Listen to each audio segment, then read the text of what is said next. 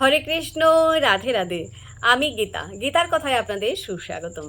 আজকে আরেকটি ভিডিওতে গীতার অষ্টাদশ অধ্যায়ের 23 নম্বর শ্লোকটি পাঠ করছি। আপনারাও কিন্তু আমার সঙ্গে অবশ্যই পাঠ করবেন।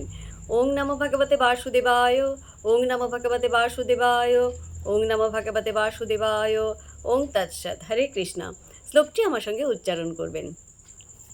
নিয়তম সঙ্গরহিতম অরাগদেশত কৃতম অফল প্রেপ্সুনা কর্ম যৎ তৎ সাত্ত্বিকম উচ্যতে।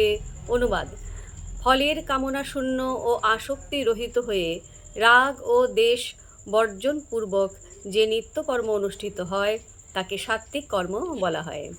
তাৎপর্য বলেছে, শাস্ত্রীয় নির্দেশ অনুসারে সমাজের বিভিন্ন বর্ণ ও আশ্রম ব্যবস্থার পরিপ্রেক্ষিতে বিধিবদ্ধ বৃত্তিমূলক কর্তব্য কর্মাদি অনাসক্তভাবে কর্তৃত্ববোধ বর্জন করে সম্পাদিত হলে এবং সেই কারণেই অনুরাগ অথবা বিদ্বেষমুক্ত হয়ে পরমেশ্বরের সন্তুষ্টি বিধানের জন্য কৃষ্ণ ভাবনার মাধ্যমে আত্মতৃপ্তি কিংবা আত্ম উপভোগ রহিত হয়ে সম্পাদিত হলে তাকে সাত্ত্বিক কর্ম বলা হয়।